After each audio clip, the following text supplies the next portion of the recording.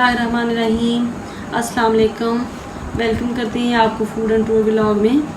आज हम आपको आड़ू का जूस, आड़ू के शरबत की रेसिपी सिखा रहे हैं। तो मेरी कोशिश ये होती है कि कोई भी फ्रूट का जब जूस पेश करूं तो उसकी थोड़े से आपको उसके फ़ायदे के बारे में बता दूं। तो आड़ू का जूस बनाने से पहले मैं आपको इसके चंद फ़ायदे बताऊंगी। आड़ू जो है ये मैदे के लिए इंतहाई मुफीद है, मैदे की तेज़ाबियत को दूर करता है। आड़ू के अंदर विटामिन, कैल्शियम, आयरन, फास्फोरस पाया जाता है। आड़ू शुगर के मरीज़ों के लिए इंतहाई मुफीद है। आड़ू का रोगन जो है बवासीर और कान के दर्द में मुफीद है। आड़ू के पत्ते कूट कर पीने से पेट के कीड़े मर जाते हैं। इसलिए इतने ज़्यादा फ़ायदे हैं इस फ्रूट के। तो आइए चलते हैं कि क्यों ना हम मार्केट के आर्टिफिशियल जूसेस की बजाय हम अपने घर में इंतहाई आसान तरीके से इस जूस को बनाएं। तो आइए चलते हैं अपनी रेसिपी की तरफ। जो बिस्मिल्लाहिर्रहमानिर्रहीम।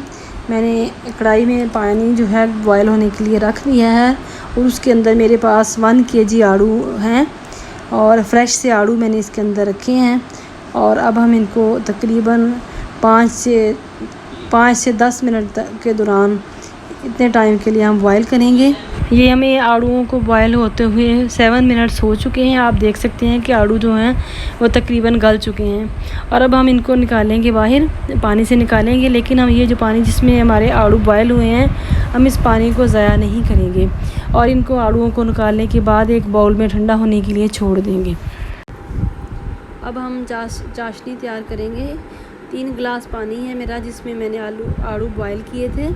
तो अब हमने जिस पानी में आड़ू बॉयल किए थे उसको ज़ाया नहीं करना। अगर हमारे 1 किलो 1 kg आड़ू हैं तो 1 kg ही चीनी ऐड करेंगे।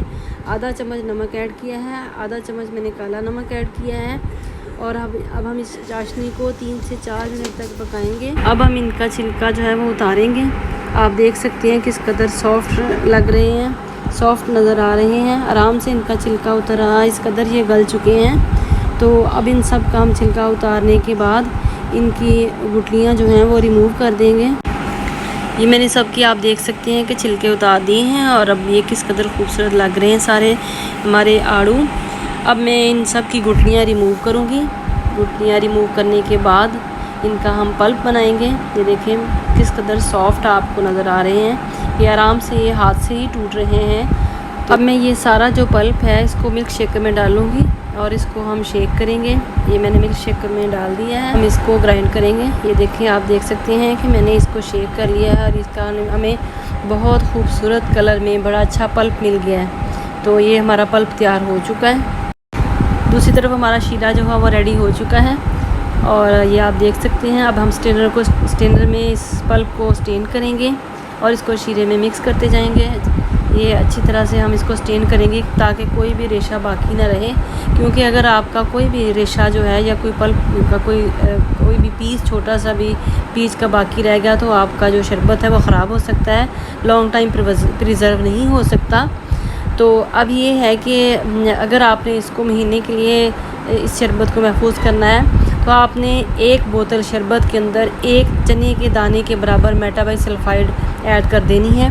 मेटाबाइसल्फाइड ऐड करने के बाद आप इस शरबत को 5 दिन के लिए यूज़ नहीं कर सकते। और अगर आपने इस शरबत को हफ्ते के लिए महफूज करना है या 15 दिन के लिए महफूज करना है तो फिर आप मेटाबाइसल्फाइड यूज़ करने की ज़रूरत नहीं है। मेटाबाइसल्फाइड जो है ये प्रिजर्वर है जो कि लॉन्ग टाइम शरबत को महफूज करने के लिए इस्तेमाल किया जाता है। तो अब हमने इसके अंदर जो है इस पल्प को शीरे के अंदर ये चाशनी जो हमने बनाई है मिक्स करने के बाद 1 से 2 मिनट पकाएंगे और उसके अंदर हम 2 टेबलस्पून लेमन जूस मिक्स करेंगे। ये मैं 2 टेबलस्पून लेमन जूस मिक्स कर रही हूँ।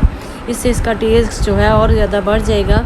और इस तरह से ये हमारा जो है आड़ू का शरबत तैयार है। अब इसको फ्लेम ऑफ कर देंगे और ठंडा होने के लिए छोड़ देंगे। ठंडा होने के बाद मैंने जूस को जग में निकाल लिया है और अब ये सर्व करने के लिए रेडी है। मैं आधा गिलास इसमें जूस ऐड करूँगी। ये आप देख सकते हैं किस कदर मज़े की लुक आई है। अब मैं इसके अंदर 7 अप ऐड करूँगी। 7 अप ऐड करने से इसका टेस्ट जो है वो चेंज हो जाएगा और बिल्कुल मार्केट के जूस की तरह लगेगा। लेकिन ये है कि घर में बनाया जाने वाला जूस मार्केट की निस्बत जो है इंतहाई मज़े का बनता है। आप यकीन जानिए कि आप मार्केट के जूसेस को भूल जाएंगे घर में इस रेसिपी को फॉलो करके। ये हमारे आड़ू के जूस की फ़ाइनल लुक है। आप देख सकते हैं किस कदर मज़ेदार बना है और मैंने इसमें कोई भी आर्टिफिशियल कलर नहीं डाला, ये इसका ओरिजिनल कलर है। आप यकीन जानिए कि मार्केट के जूस की निस्बत ये इंतहाई मज़े का बनता है और वैसे भी ये एनर्जेटिक होता है बच्चों के लिए और बड़ों के लिए ये बहुत ज़्यादा मज़े का बनता है। तो आप ज़रूर ट्राई कीजिएगा। अगर आपको हमारी ये रेसिपी पसंद आए तो लाइक करना, सब्सक्राइब करना हमारा हक बनता है। लाइक ज़रूर कीजिएगा। मिलते हैं नेक्स्ट न्यू वीडियो के साथ। अल्लाह हाफिज़।